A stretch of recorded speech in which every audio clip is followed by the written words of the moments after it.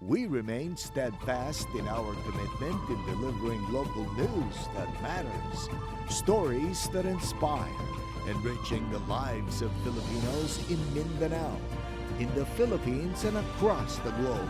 This is your GMA Regional TV, kapuso ng bawat Pilipino.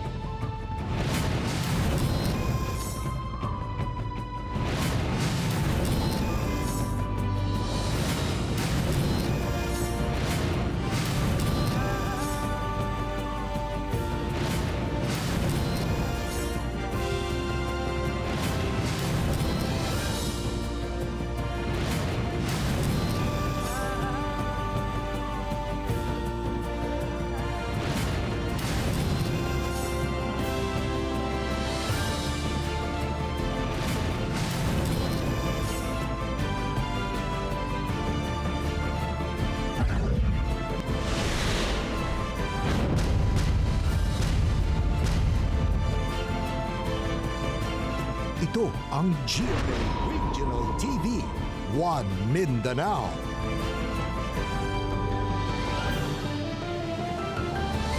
May hapon Mindanao, kini ang GMA Regional TV 1 Mindanao. Hatod namong pinakadagkog pinakulahing balita sa Mindanao. Ako si Tek Ocampo.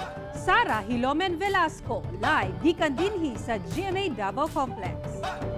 Cyril Chavez, live gikan dinhi sa GMA Cagayan de Oro Station.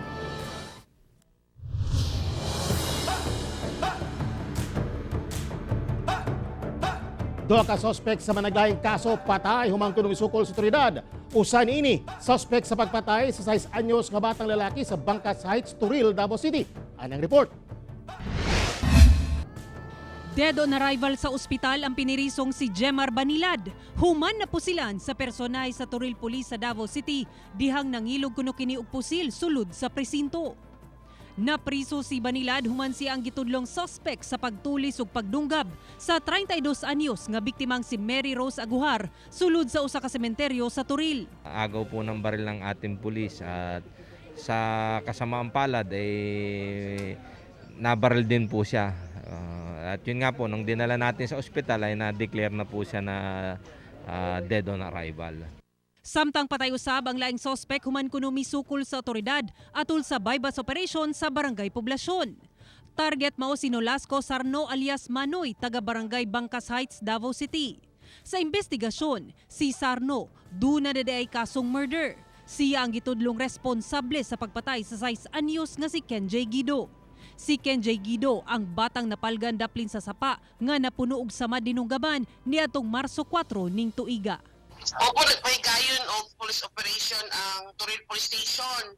Nag-bypass sila no aning spitsado apan namatik na naning polisiya ka transaksyon mo unang nagpabuto ko ni og isukol sa kapulisan. Suspitsado to siya napasakara to na og complaint sa piskalya katong sa batang ang ipatay. Suspekto siya.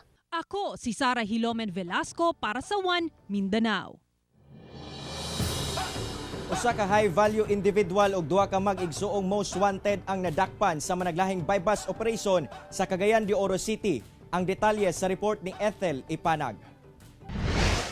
Dakpan si Kirk Anthony Iligan, usa ka empleyado sa pampublikong ospital sa syudad atol sa bypass operation sa Kalaanan Barangay Kanituan. Gipanghimakak sa sospek ang pasangil kinsang gikonsiderang high-value target tungod empleyado kini sa gobyerno. Dili na tinuod sir, maligya ko ng butang sir. So, pinagi sa tong among isang siya among target kagapon sa among bypass operation, napalitan gini siya og isa ka small sa simam. Samtang dakpan ang mag-igsuong Jonathan ug Oliver Himpit, kinsa gingong most wanted person sa Special Unit Operation sa Kapulisan sa Puerto atol sa gikasang bypass operation. Nakuha gikan sa mga dinakpan ng 4 ka pakete sa gituohang shabu nga nagkatidad sa dulan 400,000 ka pesos. Kasong pagsupak sa Comprehensive Dangerous Drugs Act ang ipasakabatok sa mga dinakpan. Sa picture sa atong drug situation diri sa among or medyo na lessen gid tungod niyan kay isa kini sila sa gapang angtatan, gapang kumprahan sa mga dagmay nga mga mamaligyahay diri sa among AOR. Kauban si James Yap sa kamera. Ako si Ethel Ipanag para sa One Mindanao.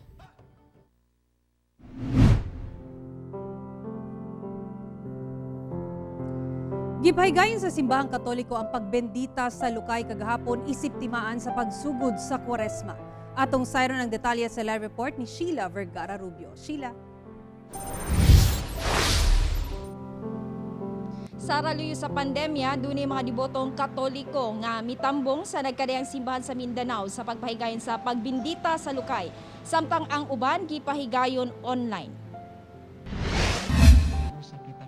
Sa pagpahigayon sa pagbendita sa Lukay, isip timaan sa pagsugod sa Semana Santa. Pipila ka simbahan ang nangabli alang sa madibotong Katoliko. Sa Davao Region, gipaniguro nga mapatuman ang health protocol. Hinuon sanggit padayong limitadong ihap sa makasimba, busa, virtual ang pagsimba sa kadaghanan, sanggit naka FB Live ang nagkadayang simbahan.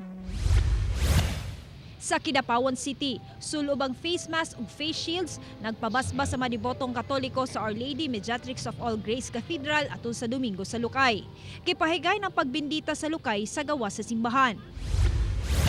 Sa Our Lady of Peace and Good Voyage Parish sa General Santos City, aron masunod ang social distancing, ang pari na ang miadto sa matag bangko aron bendisyonan ang malukay sa mga nanimba. Sa ilang gipagulang Holy Week schedule activities, walay vigil atol sa Holy Thursday o Last Supper o hangtod 6 p.m. lang abli ang maong simbahan. Sa Biyernes Santo, walay Stations of the Cross ug procession. Bawal ang paggunit ug paghalok sa imahen sa cross. Wala sab ang tradisyonal nga salubong karong Easter Sunday.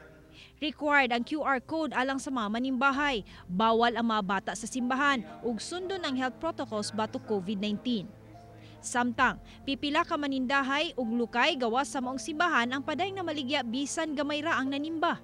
Matod ni Moniel Munoz, kansang 8 anyos nga anak, kauban niyang naninda. Gani gitudluan sab sa paghimo og lukay. Bisan hinay ang palit, may na lang daw makatabang sa ilang pang-adlaw-adlaw nga panginahanglanon. Ito na talaga yung tradisyon ng mga devoted, mga Kristiyano. Sara subay sa naandang kalihukan sa simbahan matag Semana Santa, kay klaro na sa mga simbahang Katoliko nga dili sila mo pahigayon og mga aktibidad kung asa magtapok ang daghang tao. Sara.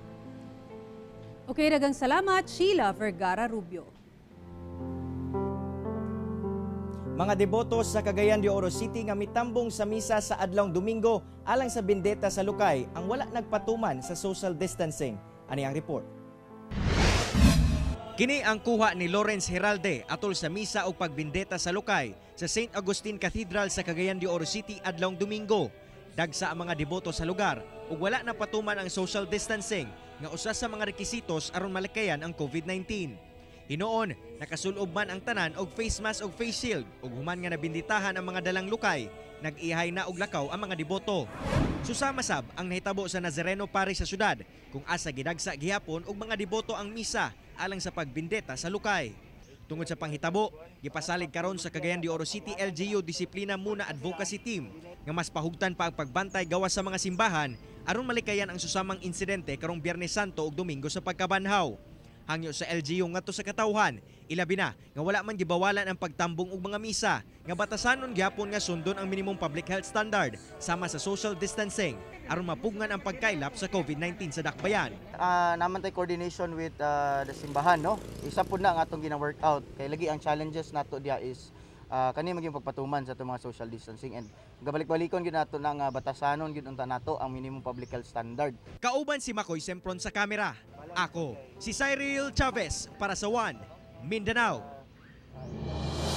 Isirado ang mga beach resort ug ubang inland water resort sa Davao City karong April 1 to 4 kini subay sa Executive Order No. 19 ni Mayor Inday Sara Duterte. Ani ang report ni Sheila Vergara Rubio. Una pa man moabot ang long holiday subay sa Semana Santa, natala ang pipila ka insidente sa pagkalumos sa mga bata sa nagkadayang lugar sa Davao City. Busa, nagpakanaog og Executive Order No. 19 si Mayor Inday Sara Duterte aron imando ang pagpasarado sa mga beach resort ug ubang inland water resort sa syudad gikan April 1 to April 4. Sagad sa mong panahuna, dagsa ang mga tao sa nagkadeng resorts busa aron mapugnan ang susamang insidente, ilabi na ang pagpunsisok sa mga tao sa masamang lugar asa posibleng mukuyanap ang virus na nagana na karon ang mayor aron pasirahan una ang maong mga resort. There is a need to prevent these incidents, kaning incidents nga ang mga minors manggawas, manligo, mga matay, kay mga lumos during the long holiday of classes because walay classes sa April 1, 2, 3 ug 4. Hugot ang mando sa mayor sa security forces sa syudad nga ipatuman ang maong kamanduan. Nanawagan usab siya sa mga Davaoenyo nga mas maing magpundo sa balay aron malikayan nga mahisama kita sa Luzon ug Visayas asa duna ka resurge sa COVID-19 cases. We need to prevent mass gatherings in beaches and inland water resorts during the long holiday weekend for the Holy Week. Ako si Sheila Vergara Rubio para sa One Mindanao. Panaad ug ubang aktibidad alang sa Semana Santa gibawal sa Cagayan de Oro City subay sa executive order nga gipagawas sa lokal nga kagamhanan. Ani ang report. Niadtong Biyernes, nahimo pa niining deboto nga si Cheche Pagaspas uban ang iyang mga higala ang pagtabok sa Siyam ka Sapa aron makasaka sa Guadalupe Shrine aron magampo isip pagtuman sa ilang panaad. Alang kang Cheche, dako ang iyang pagpasalamat sa Our Lady of Guadalupe. Labi pa, nga gitabangan siya niini kaniadto nga makapasar sa board exam. Tsada ang pamati diri pag makanaog na kamurag mugaan imong dughan ba? Marilis nimo tanan nimong gusto istorya sa Ginoo. Karon, dili na kini mahimo sa ubang deboto tungod sa gipagawas nga executive order sa Cagayan de Oro City LGU nga nagkansela sa pipila ka aktibidad sa Semana Santa sama na lamang sa panaad. Nagbuntar na og mga checkpoint ilabi na sa mga lugar kung asa adunay mga relihiyosong panagtapo kaniadto sama sa Malasag area, Camarahan Ridge, Guadalupe Shrine ug uban pang lugar. Gani sirado na karon ang Birheng Medalya Milagrosa sa Malasag Barangay Kugman. Samtang ang dalan padulong sa Guadalupe Shrine gipasarada na sab sa publiko gikan Marso 27 hangtod Abril 4. Pagpasabot sa LGU, ngailang gipagawas ang maong kamanduan aron mapugnan ang pagkailap sa COVID-19 sa syudad. Sanglit ilahan ng gilauman ang pagdagsa sa mga deboto. Lakip sa ilahang gibawalan nga mag-operate ang mga beach resort kung asa nalakip na kini sa tradisyon sa Pilipino nga mga ligo og dagat matag mahal na adlaw. At the same time, gibawal pagyapon ang pagligo sa mga suba ug mga sapa. Kay last year nahitabo, sirado ang mga dagat, didto nino nagpiknik atong mga kaigsuonan sa mga suba ug mga sapa. Kauban si Makoy Sempron sa kamera. Ako, si Cyril Chavez para sa One Mindanao.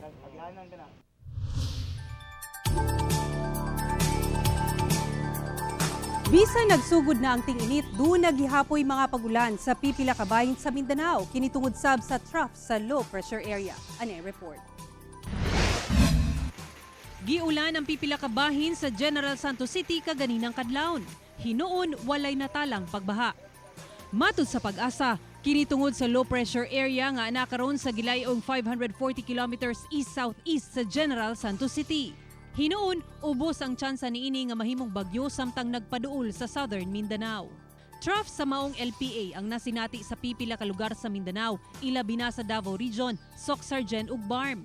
Samtang ang Northern Mindanao, gubang bahin sa Mindanao, masinati ang epekto sa easterlies o ang init nga hangin gikan sa Pacific Ocean.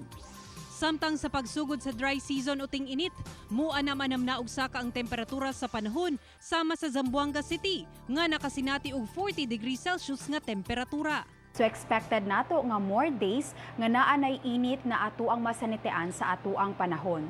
Pero dili gihapon kini or apart gihapon nga naa gihapon kitay mga masinatian nga mga isolated or mga patak-patak na mga pagbundak sa ulan, kilat ug pagpanalugdog, most especially pag moabot ang hapon ug ang gabi tungod sa mga localized na mga thunderstorms. Ako si Sara Hilomen Velasco para sa One Mindanao. Ikaduhang ruta sa Public Utility Vehicle Modernization Program sa Davao City, may arangkada na. Ani ang report. Gilusad na ikaduhang ruta sa interim bus system sa Davao City nga mao ang Katalunan Grande to Rojas Avenue and vice versa. Proyekto kini sa Department of Transportation isip kabahin sa Public Utility Vehicle Modernization Program. Kaabag sa programa sa lokal nga kagamhanan ang Land Transportation Franchising and Regulatory Board o LTFRB ug Davao Metro Shuttle Corporation. And with the support of the private sector and the national government agencies, In each and every Dabawenyo, we are confident that transport modernization is a dream that will one day become a reality. Manukad ang ruta sa Elenita Heights Subdivision sa Catalonan Grande padulong sa Carlos P. Garcia Highway, MacArthur Highway sa Matina, Quimpo Boulevard, Rojas Avenue, dayon mobalik pinaagi sa Ponciano, Quirino Avenue, Matina, CP Garcia Highway ug Catalonan Grande. Dunay imuntar nga 11 ka bus stops ug anaa sa 21 ang mga bus units alang sa maong ruta. Beep card sub ang gamiton alang sa cashless transactions. Ako si Sara Hilomen Velasco para sa One Mindanao.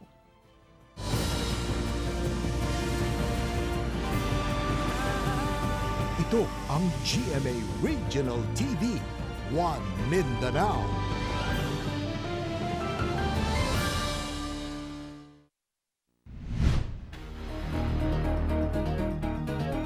Mitala na sabog labing taas nga ihap sa new COVID-19 cases ang Pilipinas karong adlaw nga lapas 10,000.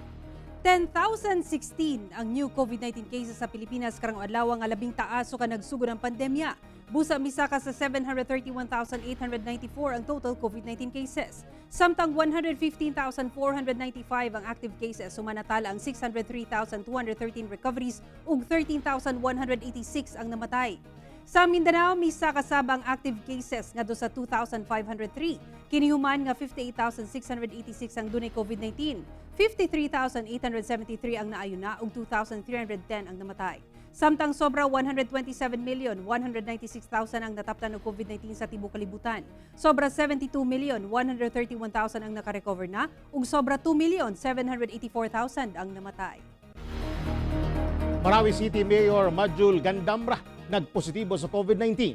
Anang COVID-19 update sa Mindanao, pinaagi ni ng report. Gianunsyo ni Marawi City Mayor Majul Gandamra nga nagpositibo siya sa COVID-19.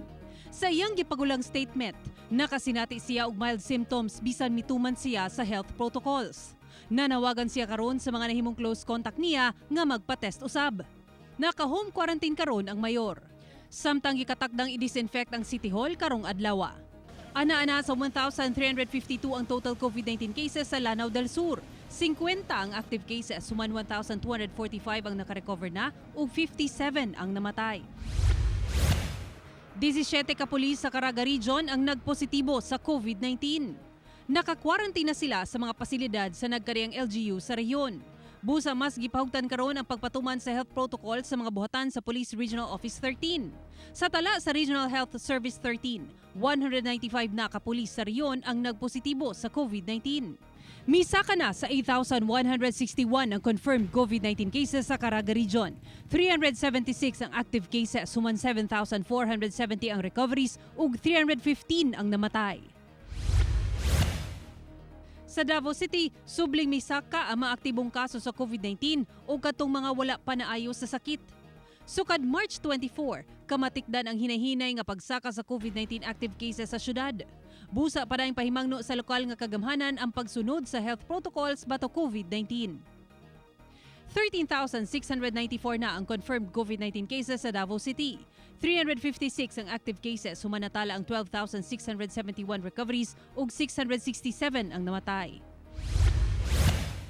Sa Cagayan de Oro City, 4 ka menor de edad ang nagpositibo sa COVID-19, humanatakdan sa ilang tagsatag sa kaparyente. 2 anyos ug 6 anyos ng mga batang babae nga taga-Kauswagan, kinsa natakdan sa ilang amahan. 11 anyos nga lalaking taga-Barangay Lumbia nga natakdan sab sa iyang amahan. Ug 14 anyos nga lalaking taga-Barangay Nazareth, kansang inahan nagpositibo sa COVID-19. Ana-ana sa 4,086 ang kumpirmadong kaso sa COVID-19 sa Cagayan de Oro City. Duna kini 146 active cases, suman 3,746 ang nakarecover na ug 194 ang namatay. Ako si Sara Hilomen Velasco para sa One Mindanao. Construction sa dome-type storage and packing facility sa Cagayan de Oro City sugda na. Atong sayron sa report ni Ethel Ipanag. Duna nay kabutangan ang mga mag-uuma sa Misamis Oriental ug Bukidnon sa ilang mga produkto aron dili daling madaot kung makaabot na sa Cagayan de Oro City. Pinaagi sa dome-type storage and packing facility nga pagatukuron sa City Engineering Compound, mismong si Assistant Secretary for Agribusiness Kristen Evangelista sa Department of Agriculture ang nag-una sa groundbreaking ceremony sa maong pasilidad. Kung ma-damage siya or ma-reject siya, gamay na lang ang maadto sa ato ang farmers. Ang maong storage facility nga dunay kapasidad nga 350 metric tons nag-inusara sa Northern Mindanao nga gipondohan og 20 million pesos gikan sa Bayanihan 2 Fund. Target nga mahuman ang maong proyekto karong bulan sa Hunyo ning tuiga. In Region 10 manggod wala tay storage facility nga ani ka modern and same ang ato ang gikopya from other let's say from Region 2 nga nauna ani. Kauban si James Yap sa kamera. Ako si Ethel Ipanag para sa One Mindanao. Waiter nga nawad-an og trabaho tungod sa pandemya padayon nagatabang karon sa mga kabus. Atong sayro ng iyang istorya sa report ni John D. Esteban. Tagan paghihapon ang mga homeless. Kinsa gapuyo daplin sa karsada. Kung asa usab sila, nagasalig aron makakwarta. Samot sila nga naglisod tungod sa pandemya. Apan doon naghihapoy mga tao nga andang mutabang kanila. Bisan sa gamay nga pamaagi. Sama ni Israel. Nawad-an siya og trabaho isip waiter sa nakalabayng tuig tungod sa pandemic. Busa naga-sideline siya isip construction worker ug nagapamaligya og kakanin. Bisan paigo lang ang kita, gipili gihapon niyang mutabang sa mga kabus. Bisag isa lang kabuok nga tinapay, isa ka buok tubig, sa isa ka adlaw, kaya na bisag makapangtawid, gutom lang ma'am. Usa ang PWD ug nagapanglimos nga si Toto sa Ilustre, Davao City ang nahatagan ni Israel og pagkaon. Si nanay ug tatay nahatagan usab og mga kakanin. Ibabaw ning kalibutan, matag usa ka nato bisan unsa man ang atong sitwasyon sa kinabuhi. Responsibilidad gihapon natong mutabang sa atong isig kaingon nga nanginahanglan. Kung naay tao makita mo ingani, o bisag dili ingani basta kaya ninyo tabangan bisag sa paraan nga ginagmay inyong ihatag.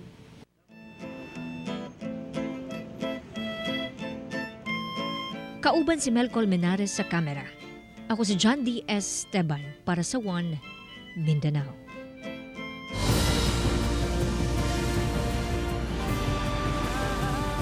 Ito ang GMA Regional TV, One Mindanao.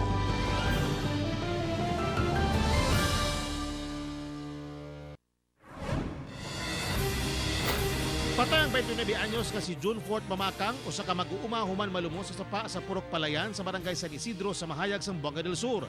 Gikan kuno nag-inom ang biktima uban ang mga higala. Posibleng nalumos ang biktima tungod sa kahubog atol siyang pagtabok sa sapa pauli sa lambalay. Makita sa CCTV footage nga busy apan normal lang ang dagan sa trapiko sa Rizal Avenue sa barangay Santa Lucia, Pagadian City. Apan makita ang usa ka tricycle nga paliko sa Picas Lane diyang sakto usab nga pasulod ang usa ka single nga motor. Dinhi nagbangga ang duha og natumba ang rider sa motorsiklo. Nagkasinabot na hinuon ang duha ka driver. Swerteng naluwas ang driver ug duha ka pasahero ni ining passenger van human mahulog sa gilawmon nga 50 metro sa pangpang sa Purok 5 Barangay Bulaan sa buog Zamboanga, Sibugay. Gikan Pagadian City ang van ug padulong unta sa Zamboanga City diyang nawad-an kuno kontrol sa manobela ang driver niini. 7 ka mga Vietnamese national sakay sa usa ka fishing vessel ang gidakop sa joint operation sa AFP ug PNP sa Bakungan Island sa Tawi-Tawi. Illegal kuno ang ilang pagsulod sa teritoryo sa Pilipinas. Gidala gilayon ang mga dinakpan sa PNP Maritime Station sa Bungaw, Tawi-Tawi alang sa documentation. Human sa 5 ka tuig nga pagtago-tago, nadakpa na ang 52 anyos nga top 1 most wanted person sa Tigbaw sa Buanga del Sur nga si Domingo Rumagira. Nadakpan kini sa Marilog, Davao City, pinasikat sa warrant of arrest sa kasong rape. Gikustodiya na kini sa kapulisan sa Tigbaw.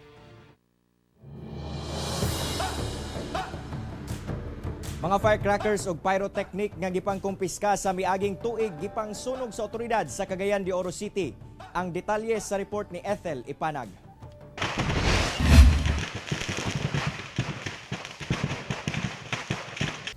Dili moubos sa 300,000 pesos ang kantidad sa mga nagkalaing-laing firecrackers ug pyrotechnics ang gipangsunog sa otoridad sa Barangay Upper Gusa sa Cagayan de Oro. Ang maong mga pabuto gikumpiska ni adtong miaging tuig atul sa Task Force Firecrackers Operation tungod illegal ang pagbaligya ni ini. Old stock man daw siya. So ato gyapon gi-confiscate kay lagi expired naman and dili na nato ma-assure ang quality pod sa maong mga firecrackers.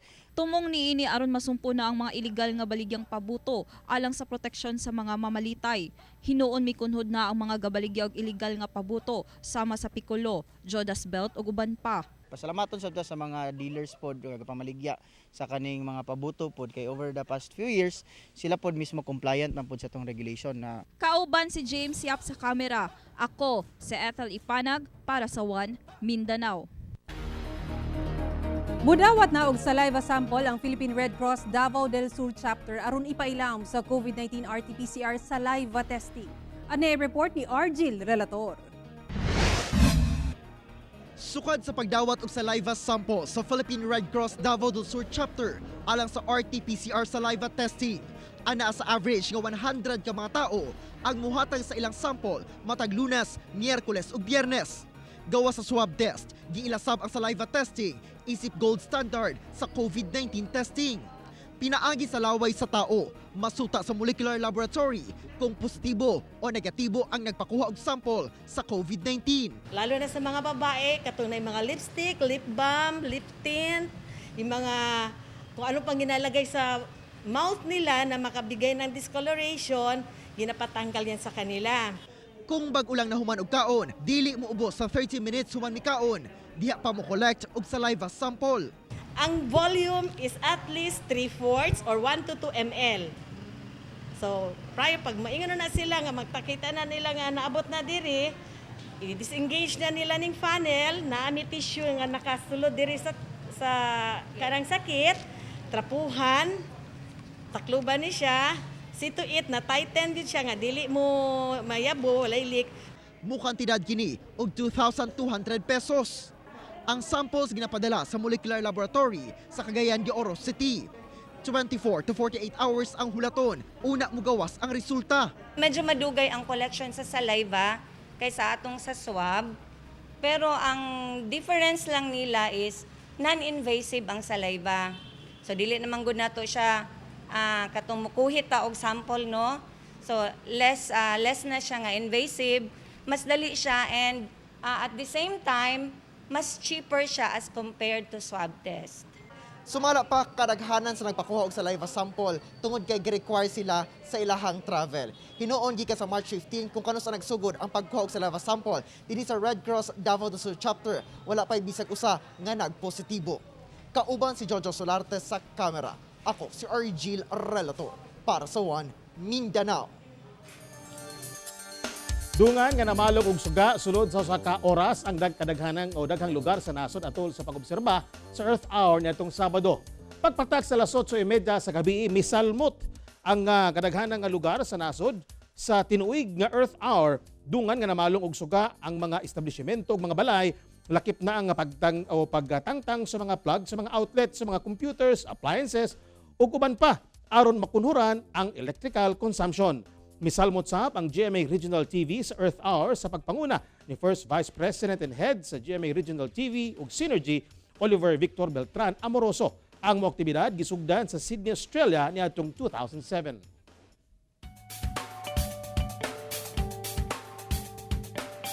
Karong abli na ang tourist destination sa Sarangani Province, usa sa mga ginadayo karon ang Tour Town Glan Monument sa lungsod sa Glan.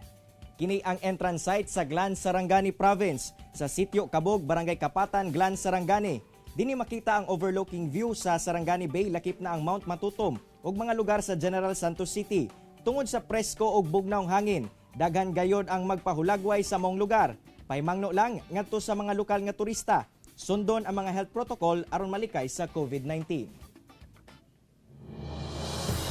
Pipila ka kabatan-unan sa Santa Cruz, Davao del Sur, gipailawom sa training aron mabuhatan og dokumentaryo ang tradisyon sa tribong Bagobo, Tagabawa. Ano yung report ni Rial Soroche. Pinaunahan sa Santa Cruz LGU, Department of Tourism ug National Commission for Culture and Arts. Gipailalom sa immersion ang mga partisipante alang sa participatory inventory and documentation alang sa cultural heritage sa tribong Bagobo, Tagabawa. Pipila ka adlaw silang makikuban sa tumakay isuunang lumad sa Bagobo Tribal Village sa Barangay Tibolo. Kaya ang activity na mo karon is inventory of participatory inventory and documentation and digitization of intangible cultural heritage sa mga Bagobo, Tagabawa, no? Ang intangible cultural heritage katunin mga practices nila, mga skills, mga tinuuhan, knowledge, no, nga ilahang gi-practice sukad pa kaniadto. Sa modernong panahon karon, daghan ako noong nakalimot. Ingon man, wala na sayod unsa kami nung danon ang tribo sa lungsod sa Santa Cruz. Ang partisipanteng si Moises Baula, mapasalamaton nga nalakip siya sa aktibidad. Daghan kang siyang nakatunan sa maong tribo. Ako kayo siya nga tabang nga training and kami tanang days naka-enjoy mi sa training. Although makita naman na ay difficulties we talks about sa pag-gather og data sa culture mapping, pero sa process makita nyo naman ma-enjoy ka. Output sa aktibidad, mao mga documentation sa tribo, gikan sa ilang mga sayaw, nilutuan, ingon man kostumbre. Ma-document ni, no? Kay simba ko lang og mga wala na ni, at least natin mapakita sa ilahang mga materials ng ani di ay ang the way the Bagobo Tagabawa has existed, has survived, no? Ako, si Real Soroche para sa One Mindanao. Mga kapuso, way puwas ang among pagkatunog balita. Bisitahe ang www.gmaregionaltv.com ug mag-subscribe sa official YouTube channel sa GMA Regional TV. Busa mga kapuso, ayaw paulahi sa mga dagkong balita sa nagkariyang reyon sa nasod, subscribe na. Ug mao kato mga uling balita sa Mindanao karong adlaw. Ako si Sara Hilomen Velasco. Daghang salamat sa inyong kanunay nga pag-uban kanamo matag adlaw. Ako si Cyril Chavez. Tungod mga balita sa atong palibot, importante alang kanamo. Ini ang GMA Regional TV 1 Mindanao. Teko Campo, buong puso para sa Pilipino.